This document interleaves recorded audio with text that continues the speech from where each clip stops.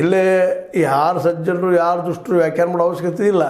ಮತ್ತು ಎಲ್ಲರೂ party fund ತೊಗೊಳ್ಳೋರನ್ನ party fund ತೊಗೊಳ್ಳಾರ್ದ ಯಾವುದೇ ಪಾರ್ಟಿ ಇವತ್ತು ತನ್ನ ಅಸ್ತಿತ್ವ ಪಡ್ಕೊಳ್ಳಿಕ್ಕೆ ಸಾಧ್ಯ ಇಲ್ಲ. ಯಾವುದಕ್ಕೊಂದು ಫಂಡ್ ಬೇಕಲ್ರಿ, ಫಂಡ್ ಎಲ್ಲ ಹೆಂಗೆ ನಡೀತದೆ?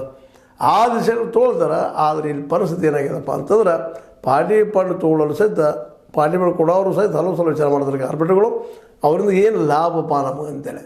ಅದಕ್ಕೆ 3 ದಿನ ನಾವು ಮೇಲೆ ಹೇಳ್ತಾ ಇರೋದೇನಪ್ಪ ಅಂದ್ರೆ ಖಾಸಗಿಗಳನ್ನು ತಪ್ಪದಪ್ಪ ಇದನ್ನು ಬಂದ್ ಮಾಡಬೇಕು ಅನ್ನುವಂಥ ಅಭಿಪ್ರಾಯ ಮೇಲೆ ಹೇಳ್ತಾನೆ ಇರ್ತೀವಿ. ಅದು ಆಗುವುದಿಲ್ಲ ಅನ್ನೋದು ಗೊತ್ತದೆ. ಯಾಕಂದ್ರೆ ಜನಸಾಮಾನ್ಯರು ಇನ್ನೂ ಆ ತಿಳುವಳಿಕೆ ಬಂದಿಲ್ಲ. ನಾವು ಎಲ್ಲಿ ದುಡ್ಡು ತೊಗೊಳ್ತೀವಿ, ಅದು ಎಲ್ಲಿಂದ ಬರ್ತದೆ ಅನ್ನೋದು ಸಾಮಾನ್ಯವಾಗಿ ಗೊತ್ತಿಲ್ಲ. ಗೊತ್ತಿದ್ದಂಥವ್ರು ಒಂದು ಹೇಳಲಿಕ್ಕೂ ಹೋಗೋದಿಲ್ಲ. ಈ ಪರಿಸ್ಥಿತಿ ಅದು. ಹೀಗಾಗಿ ಸಿದ್ದರಾಮಯ್ಯ ಕೇಳೋದ್ರಲ್ಲೇ ನಮ್ಮ ಪಾಲು ನಮಗೆ ಕೊಡ್ರಿ, ಮತ್ತು ನಮ್ಮ ಮೇಲೆ ದಾಳಿ ಮಾಡೋದು ಕಡಿಮೆ ಮಾಡಿರಿ. ಮಾಡೋರಿದ್ರೆ ಇಬ್ಬರ ಮೇಲೆ ಮಾಡಿರಿ. ಎರಡೂ ಪಾರ್ಟಿಯಲ್ಲಿ ಅಂದರೆ BJP JDS ಆಗಿರ್ಬೋದು ಮತ್ತು ಕಾಂಗ್ರೆಸ್ ಆಗಿರ್ಬೋದು, ಎಲ್ಲ ಪಾರ್ಟಿಯಲ್ಲೂ ಕಳ್ಳರಿದ್ದಾರೆ, ದುಡ್ಡು ಎಬ್ಸೋರು ಇದ್ದಾರೆ, ಜನರ ದುಡ್ಡು ಮೇಲೆ ರಾಜಕೀಯ ಮಾಡೋರು ಇದ್ದಾರೆ. ಅವ್ರೆಲ್ಲರೂ ನೀವು IT CBIದೊಳಗೆ ED ಒಳಗೆ ಬಂಧಿಸ್ರಿ.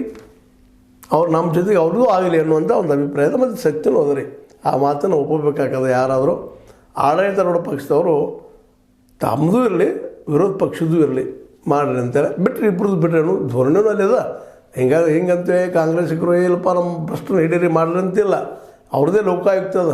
ಲೋಕಾಯುಕ್ತದವ್ರು ದಾಳಿ ಮಾಡಿಸೋದಿಲ್ಲ ಅದರಿಂದ. ಯಾಕಪ್ಪ ಅಂತಂದ್ರೆ ಅವ್ರು ದಾಳಿ ಮಾಡಿಸೋದು ಅಧಿಕಾರಿಗಳನ್ನು ಮತ್ತು ಶಿಕ್ಷೆ ಕಡಿಮೆ ಆಗಿದೆ ಅಧಿಕಾರಿಗಳು. ಇದು ಗೊತ್ತಿಲ್ಲ ರೀ. ಇಲ್ಲಿವ್ರಿಗೆ ಎಷ್ಟು ಮಂದಿ ಶಿಕ್ಷೆ ಆಗ್ಯದಪ್ಪ ಅಧಿಕಾರಿಗಳಿಗೆ ಮತ್ತು ರಾಜಕಾರಣಿಗಳಿಗೆ? ಈ ಲೋಕಾಯುಕ್ತದಿಂದ ಆಗಿರ್ಬೋದು, ಇನ್ನೂರದಿಂದ ಆಗಿರ್ಬೋದು, EDಯಿಂದ ಆಗಿರ್ಬೋದು, ಅತ್ಯಂತ ಕಡಿಮೆ 1% ಕಡಿಮೆ ಆಗಿದೆ. ಅಂದಾಗ ಈ ದಾಳಿಗಳು ನಡೆಸೋದು ಲಾಭಕ್ಕಾಗಿ ಅಷ್ಟೇ ಅನ್ನೋದು ಇದನ್ನು ಕ್ಲಿಯರ್ ಆಗ್ತದೆ. ಏನೋ ಆಗಲಿ ಒಂದು ಚರ್ಚೆ ಮಾಡ್ತಾ ಇದ್ದಾರೆ ಸಿದ್ದರಾಮಯ್ಯನವರು.